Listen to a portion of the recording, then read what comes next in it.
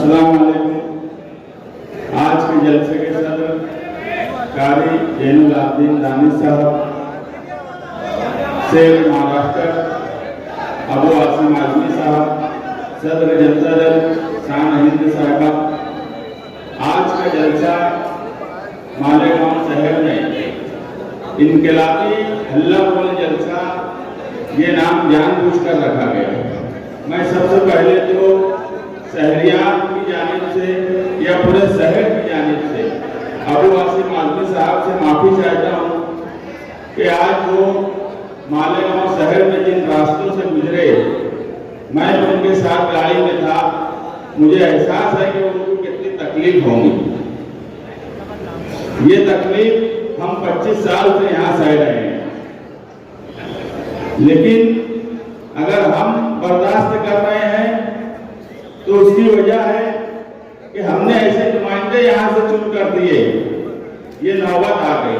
मगर आपको बर्दाश्त करना पड़ा, उसकी मैं माफी चाहता हूँ कि ये शहर यहाँ पर कुल जमाती तंजीम के अफराद यहाँ मौजूद हैं। वो कोई सियासी पार्टी से जुड़े हुए लोग नहीं हैं, मगर वो यहाँ मेरे लिए नहीं आए, वो किसी के लिए नहीं आए, वो सिर्फ शेर महाराष्ट्र अबू आसिम आजमी साहब के लिए आए। तो ये ऐसे लीडर हैं कि महाराष्ट्र में अगर कहीं कौम मिल्लत का सवाल हो, आप गौर करेंगे कोल्हापुर के सवाल पर महाराष्ट्र में कौन लीडर गया? कोल्हापुर। अगर कोई गया तो यही शेर महाराष्ट्र अबू आसिम आजमी साहब गए।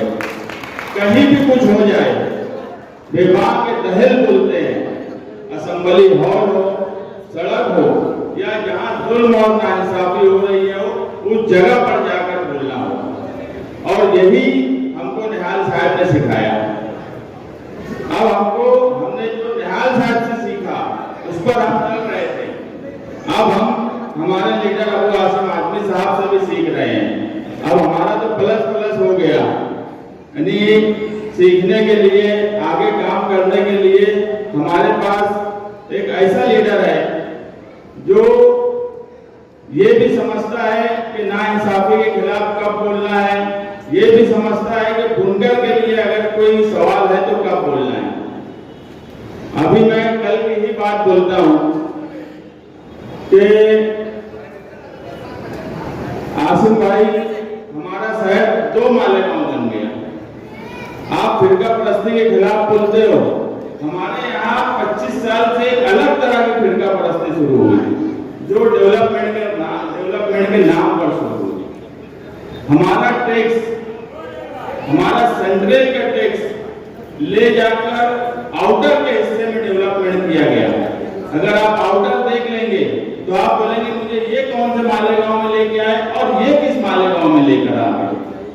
और बड़े अफसोस से कहना पड़ रहा है कि कल हमारे यहाँ के नुमाइंदे जो आउटर के मंत्री दादा भुसे के सामने 5 साल से मुर्गा बने हुए, वो कल उस हिस्से में जाकर इफ्तिताह कर रहे थे, उद्घाटन कर रहे थे। मुझे इतना अफसोस हुआ कि हमारे शहर में कामकाज को लेकर हमारा ही फंड उस हिस्से में जा रहा है और ये उनके साथ जाकर वहां इफ्तिताह कर रहे हैं। उन्हें कोई एहसास ये तक नहीं कि हम रोड से भी महरूम हैं, हम तज़ीनकारी या बड़े बड़े काम के ताल्लुक से तो सोच भी नहीं पा रहे हैं। मगर मुझे पूरी उम्मीद है आने वाले वक्त में आप इस शहर का, आप पार्टी के नाते या फिर मैं आपसे यही गुजारिश करूंगा कि आप खुसूसी निगाह इस शहर पर रखिए। हम बहुत पिछड़ गए हैं, हम बहुत बर्बाद हो गए हैं, हम डेवलपमेंट के नाम पर फिरका परस्ती के शिकार हैं। हम पावरलूम तंजीम, पावरलूम कारखाने, यहाँ सनती समाज जो सदर हैं ये खुद हमारे सरपरस्त हैं। मैं कहूँ ये सनत के सरपरस्त हैं, मगर आज जो तकलीफ हम उठा रहे हैं प्राइवेट बिजली कंपनी की वजह से, सनत के हालात जो बन गए हैं, सिर्फ हमारे बुनकर इसी में परेशान रहते हैं कि किस तरह से कोई सब्सिडी मिल जाए। और उसकी कोई कोशिश की जाए। नागपुर के अजलास में रईस शेख साहब ने जो आवाज उठाई और उस पर स्टडी ग्रुप बना, उस पर रजिस्ट्रेशन का सवाल आया। उसके बाद आखिरी जब अजलास था, आपके ही नाम से और रईस शेख के नाम से लेटर निकला, जिन्होंने कुछ नहीं किया। माजी आमदार आसिफ शेख और आज के जो आमदार हैं, इन्होंने स्टडी ग्रुप के ताल्लुक से कुछ भी नहीं किया, मगर उसके बाद भी आज वही लोग बोल रहे हैं कि हम ये कर देंगे, हम वो कर देंगे। और मैं जानता हूं कि जो जीआर निकालने की जरूरत है वो जानबूझकर नहीं निकाला जा रहा है। और मैं आपसे यही गुजारिश करूंगा कि आप मुंबई जाने के बाद आपके अंदाज में कोशिश करिए। मुझे पूरा यकीन है कि जब आप कोशिश करेंगे तो वो जीआर निकलेगा। कहीं ऐसा कभी होता है क्या कि असेंबली में पास हो गया, कैबिनेट में पास हो गया? हमारे यहाँ खबर भी कैसी दी जाती है, मिनट से बन रहे हैं।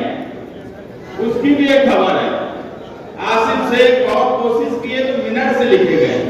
ऐसा बेवकूफ समझा जा रहा है इस शहर को कि जैसे कि यहाँ के लोगों को कुछ समझता ही नहीं।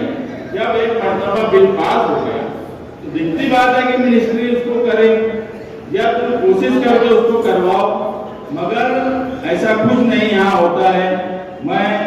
ये मस्जिद और मीनारों का शहर है, ये सनत का शहर है। हम मुसलसल यहाँ पिछड़ रहे हैं।